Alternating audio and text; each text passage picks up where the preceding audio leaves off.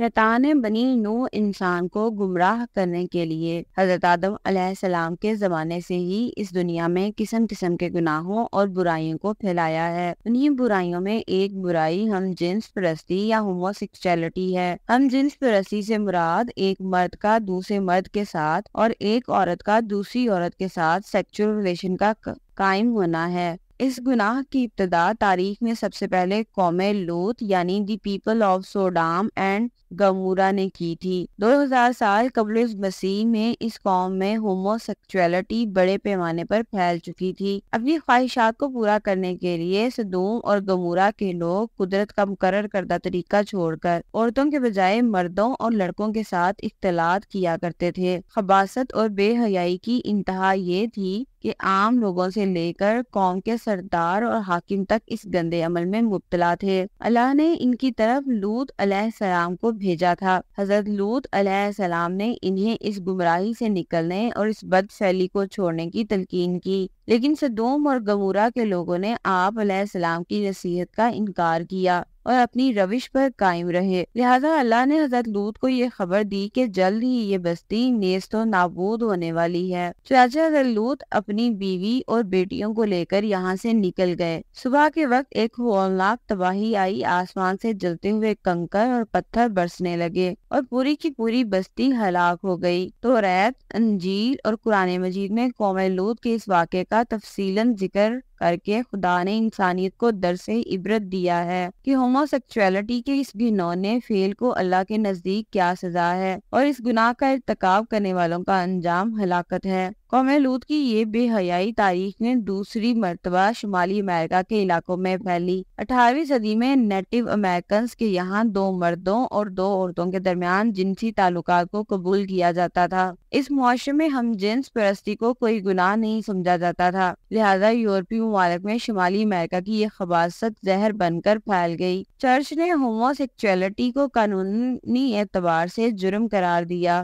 اس کی مذمت کی، لیکن یورپ میں نیشنلزم، فریڈم، ڈیموکریسی اور لبرلزم کے ماننے والوں نے چرچ کے آرڈر کو ماننے سے صاف انکار کر دیا۔ 19ویں صدی میں واٹر سائیکولوجسٹ کا ماننا تھا کہ ہم جنس تعلقات کو گناہ یا جرم قرار دینا ناانصافی ہے، اسے ذہنی بیماری یا دماغی خلل قرار دینا چاہیے اور اس میں ملوث لوگوں کے ساتھ ہمدردانہ سلوک کرنا چاہیے۔ 20ویں صدی میں یورپ کے ادیبوں، مفکروں، رائٹرز اور فنکاروں نے انسانی رشتوں اور محبت کے احترام کا ترانہ گایا اور ہوموسیکسوئل ریلیشن کو سماج میں درجہ دلانے کے لیے اپنی پوری قوت صرف کر دی۔ لہذا یورپ اور امریکہ میں ہم جنس پرستی کا ایک نیا انقلاب آیا۔ سالانہ جلسوں اور پروٹیسٹ کے ذریعے LGBTQ کمیونٹی نے اپنے حقوق کو منوایا اور اس غیر فطری گناہ کو تاریخ میں پہلی بار قانونی سپورٹ ملی۔ سال 2000 کے بعد سے گے، ٹرانسجینڈر اور لیسبینین جوڑے اب امریکہ اور یورپ کے تقریباً تمام ممالک میں قانونی طور پر شادی بھی کر سکتے ہیں اور بچوں کو گود بھی لے سکتے ہیں۔ پچھلے 15 سالوں میں ہوموسیکسولیٹی کا عالمی سطح پر پروان چڑھانے اور اس گناہ کو پوری دنیا میں بیماری کی طرح پھیلانے کے لیے اس مشن میں خفیہ شیطانی تنظیموں اور یورپی طاقتوں نے پورا زور دیا۔ آج یورپین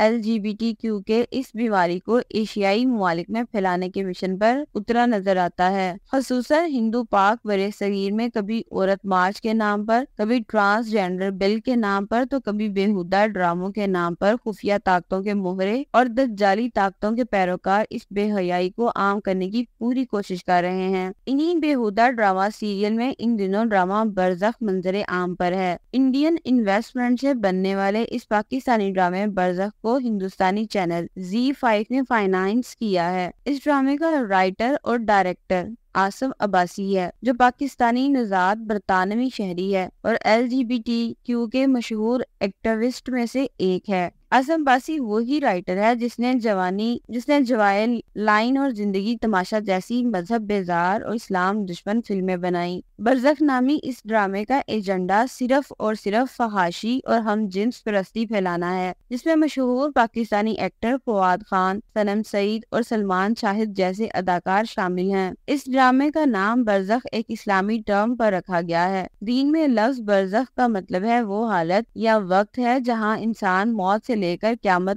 قائم ہونے تک رہتا ہے۔ گویا اس ڈرامے کا یہ نام رکھ کر اسلامی عقیدوں کا کھلے عام مذاق بنایا گیا ہے۔ غور کرنے پر صاف دیکھا جا سکتا ہے کہ ڈرامے کے پوسٹر میں برزخ کا الفابیٹ شیطانی تنظیم فری میشن اور ایلومیناٹی کی سمبل کو ظاہر کر رہا ہے۔ اس ڈرامے میں دو ہم جنس پرست مردوں کے تعلقات کو نارمل کر کے دکھایا گیا ہے، یہاں تک کہ چھوٹی عمر کے بچوں تک کو متاثر کرنے کے لیے اس میں بچوں کے کردار کو فحش سین اور ڈائلاگ کے ارد گرد دکھایا گیا ہے۔ اس ڈرامے کا بےہودہ کنٹینٹ دیکھ کر کہیں سے بھی یہ نہیں لگتا کہ یہ ایک مسلمان معاشرے کی کہانی ہے۔ اس ڈرامے میں سرخ کپڑے میں لپٹی ایک پراسرار عورت کو بھی دکھایا گیا جو اس کہانی کی مرکزی کردار ہے اور جو مرنے کے بعد برزخ سے واپس آتی ہے۔